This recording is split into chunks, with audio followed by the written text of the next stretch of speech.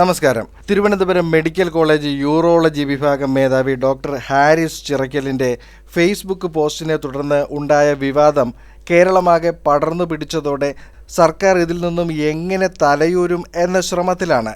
സാധാരണ ഇത്തരം ആരോപണങ്ങൾ ഉയരുമ്പോൾ സർക്കാർ ഉദ്യോഗസ്ഥർക്കെതിരെ അച്ചടക്ക നടപടികൾ എടുക്കുകയാണ് പതിവെങ്കിലും ഡോക്ടർ ഹാരിസിനോടൊപ്പം ഡോക്ടർമാരും രാഷ്ട്രീയ നേതാക്കളും പൊതുജനവും പിന്തുണ നൽകിയതോടെ സർക്കാർ നിലപാട് മയപ്പെടുത്തുകയാണ് ഉണ്ടായത്. മെഡിക്കൽ കോളേജിലെ യൂറോളജി വിഭാഗത്തിൽ ശസ്ത്രക്രിയകൾ മുടങ്ങിയത് അന്വേഷിക്കുവാൻ ഇപ്പോൾ 4 അംഗ സമിതിയെ സർക്കാർ നിയോഗിച്ചിരിക്കുകയാണ്. ഉപകരണങ്ങൾ ഉടൻ ലഭ്യമാക്കാമെന്നും പരിഹാര നടപടികൾ ഉണ്ടാകുമെന്നും ആശുപത്രി വികസന സമിതി ഡോക്ടറിന് ഉറപ്പു നൽകി. ഡോക്ടർ ഹാരിസിന്റെ വെളിപ്പെടുത്തലുകൾ നമ്മുടെ നിലവിലുള്ള സിസ്റ്റത്തിന്റെ തകരാറാണെന്ന് ആരോഗ്യ വകുപ്പ് മന്ത്രി വീണ ജോർജ് പരസ്യമായി സമ്മതിക്കുകയും ചെയ്തു. കഴിഞ്ഞ 1 വർഷമായി മന്ത്രിയുടെ ഓഫീസിലടക്കം നേരിട്ടെത്തി ഈ കാര്യങ്ങൾ വിശദീകരിച്ചിട്ടും യാതൊരു ഫലവും ഉണ്ടാകാതെ പോയതോടെയാണ് ഡോക്ടർ സോഷ്യൽ മീഡിയയിലൂടെ പ്രതികരിച്ചത്. ഡോക്ടർ ഹാരിസ് വളരെ സത്യസന്ധനാണെന്ന് ആരോഗ്യമന്ത്രി പറയുകയും ചെയ്തു. ശസ്ത്രക്രിയാ ഉപകരണങ്ങൾ സന്നദ്ധ സംഘടനകളോട് ഇരന്നും രോഗികളിൽ നിന്ന് പിരിവെടുത്തും വാങ്ങുന്ന അവസ്ഥയാണെന്ന ഡോക്ടറുടെ വെളിപ്പെടുത്തൽ കേരളത്തിലെ ആരോഗ്യ മേഖലയെ ആകെ ഞെട്ടിച്ച ഒന്നാണ്. മാത്രമല്ല, ഈ വിഷയങ്ങൾ ഉണ്ടായിരിക്കുന്നത് കേരളത്തിൽ ഒന്നാമതെന്ന് കണക്കാക്കിയിരുന്ന തിരുവനന്തപുരം മെഡിക്കൽ കോളേജിലാണെന്നതാണ് വളരെ നിരാശാജനകമായത്. സൂപ്പർ സ്പെഷ്യാലിറ്റി വിഭാഗത്തിലാണ് ഈ അവസ്ഥ എന്നതും രോഗികൾ ശസ്ത്രക്രിയയ്ക്കായി കാത്തിരിക്കുന്നു എന്നതും വെളിപ്പെടുത്തലുകളിലൂടെ പുറത്തുവന്ന വസ്തുതകളാണ്. ഇതിനെക്കുറിച്ച് വളരെ കരുതലോടെയാണ് ആരോഗ്യ വകുപ്പ് മന്ത്രി മാധ്യമങ്ങളോട് പ്രതികരിച്ചത്. വളരെ സത്യസന്ധനായ ഉദ്യോഗസ്ഥനാണ് ഡോക്ടർ ഹാരിസ്. അദ്ദേഹം ഉന്നയിച്ച കാര്യങ്ങളെല്ലാം അന്വേഷിക്കും. സിസ്റ്റത്തിൻ്റെ പ്രശ്നങ്ങൾ ഇവിടെയുണ്ട്. രോഗവുമായി മുന്നിലെത്തുന്ന വ്യക്തി നമ്മുടെ സ്വന്തം സുഹൃത്തോ സഹോദരങ്ങളോ മാതാപിതാക്കളോ ആണെന്ന് ചിന്തിച്ചാൽ സിസ്റ്റം ശരിയാകും. അത് പരിഹരിക്കാൻ സർക്കാർ ശ്രമിക്കുന്നു. അദ്ദേഹത്തിന് സർക്കാരിൽ അത്രയും വിശ്വാസമുള്ളതിനാലാണ് സിസ്റ്റത്തിൽ തിരുത്തലുകൾ ആവശ്യപ്പെടുന്നത്. അതുകൊണ്ടാണ് ഇക്കാര്യങ്ങൾ അറിയിച്ചത്. ഇങ്ങനെ വളരെ ആശ്വാസകരമായ മന്ത്രിയുടെ വാക്കുകൾ പുറത്തു വന്നിരിക്കുകയാണ്. മുൻപും ഇതുപോലെ ആരോഗ്യ മേഖലയുമായി ബന്ധപ്പെട്ട് ഉണ്ടായ എല്ലാ പ്രശ്നങ്ങളിലും മന്ത്രി ഇതുപോലെ ആശ്വാസ വാക്കുകൾ നൽകിയിരുന്നു. ഇതിനെല്ലാം പിന്നീട് എന്ത് സംഭവിച്ചു എന്നത് വ്യക്തമല്ല.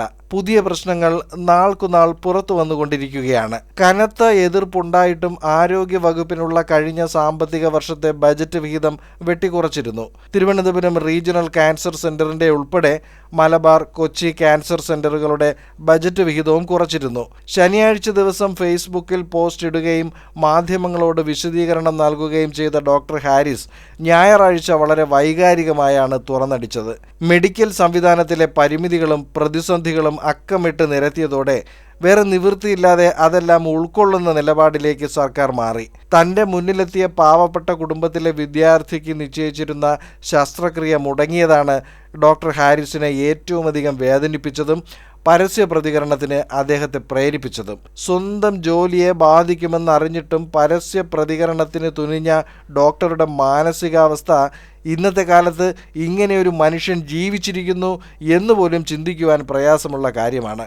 മുന്നിൽ വരുന്ന രോഗികളെല്ലാം വെറും കസ്റ്റമർ മാത്രമാണ് എന്ന് കാണുന്ന ലോകമാണിതെന്നും ഈ അവസരത്തിൽ ഓർക്കുകയാണ്. ഒരു ഹാരിസ് ഡോക്ടർ മാത്രമല്ല, ഇത്തരത്തിൽ എത്രയോ കാവൽ മാലാഖമാർ പുറത്തു പറയാൻ കഴിയാത്ത മാനസിക സമ്മർദ്ദത്തിൽ ഈ തൊഴിലെടുക്കുന്നു എന്ന് ഊഹിക്കാവുന്നതേയുള്ളൂ. ആത്മാർത്ഥതയുള്ളവരെ സാഹചര്യങ്ങൾ തന്നെ മടുപ്പിച്ച് നിശബ്ദരാക്കുകയാണ്. ആത്യന്തികമായി ഇതിൻ്റെ ഫലം അനുഭവിക്കേണ്ടി വരുന്നത് സമൂഹം തന്നെയാണ്. ചോദ്യങ്ങൾ നിരവധിയാണ്. സിസ്റ്റത്തിൻ്റെ കുഴപ്പമാണ് എന്ന് മന്ത്രി തന്നെ പറയുമ്പോൾ ഭരണാധികാരികളുടെ പിടിപ്പുകേടിനെ അല്ലേ ഇത് ചൂണ്ടിക്കാണിക്കുന്നത്?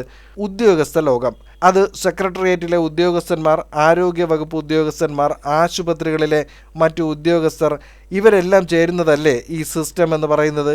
ഡോക്ടർമാർ കരുണയ്ക്കായി ഉദ്യോഗസ്ഥർക്ക് മുന്നിൽ വണങ്ങി നിൽക്കേണ്ടി വരുന്ന അവസ്ഥ തന്നെ എത്ര ദയനീയം.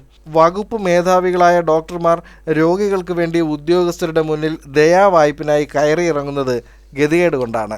മെഡിക്കൽ കോളേജുകൾക്ക് സ്വയംഭരണാധികാരം നൽകേണ്ട കാലം എപ്പോഴേ കഴിഞ്ഞിരിക്കുന്നു. സ്വയംഭരണാധികാരം വന്നാൽ പിന്നെ രാഷ്ട്രീയക്കാർക്കോ ഉദ്യോഗസ്ഥർക്കോ അവിടെ ഇടപെടാനാകില്ല എന്നതും വസ്തുതയാണ്. ഡോക്ടർ ഹാരിസിൻ്റെ വെളിപ്പെടുത്തലുകൾ കൊണ്ട് കേരളത്തിലെ ആരോഗ്യ മേഖല തകർന്നു എന്ന് പറയാൻ പാടില്ല. വളരെ മികച്ച നിരവധി നേട്ടങ്ങൾ സ്വന്തമാക്കിയ ആരോഗ്യമേഖല രാജ്യത്തിൽ തന്നെ വളരെ മുന്നിലാണെന്ന കാര്യവും ഓർക്കുകയാണ്. പക്ഷേ ഇതിൽ മന്ത്രി പറയുന്ന സിസ്റ്റത്തിൽ പൊളിച്ചെഴുത്തലുകൾ ഉണ്ടായേ തീരൂ. ഇനിയും ഇവിടെ ഡോക്ടർ ഹാരിസിനെ പോലെ അഗ്നിപർവ്വതങ്ങളായി ആത്മാർത്ഥതയുള്ള ഡോക്ടർമാർ നീറിപ്പുകയുവാൻ പാടില്ല. സർക്കാർ കരുത്തോടെ വിചാരിച്ചാൽ മാത്രം മതി കാര്യങ്ങൾ നേരെയാക്കാൻ. ആരോഗ്യ മേഖലയിലേക്ക് ആവശ്യമായ ധനവിനിയോഗത്തിൽ ഒരു കാലതാമസവും ഇനി ഉണ്ടാകുവാൻ പാടില്ല. കെട്ടിക്കിടക്കുന്ന ഓരോ ഫയലും ഓരോ ജീവിതമാണ് എന്ന് നമ്മുടെ മുഖ്യമന്ത്രി പറഞ്ഞിട്ടുണ്ടെങ്കിലും അത് പറച്ചിലിൽ തന്നെ ഒതുങ്ങിയ അവസ്ഥയല്ലേ കാണുന്നത്. ദരിദ്രരായ മറ്റു യാതൊരു സഹായവും ലഭിക്കാത്ത രോഗികൾ സർക്കാർ ആശുപത്രികളുടെ കരുണ കാത്ത് ഇനിയും കിടക്കേണ്ടി വരരുത്. സിസ്റ്റം പൊളിച്ചെഴുതിയേ മതിയാകൂ. അതിനുള്ള ഇച്ഛാശക്തി ഭരണാധികാരികൾക്ക് ഉണ്ടാകട്ടെ. മറ്റൊരു വാർത്താവിശേഷവുമായി വീണ്ടും അടുത്ത വീഡിയോയിൽ കാണാം.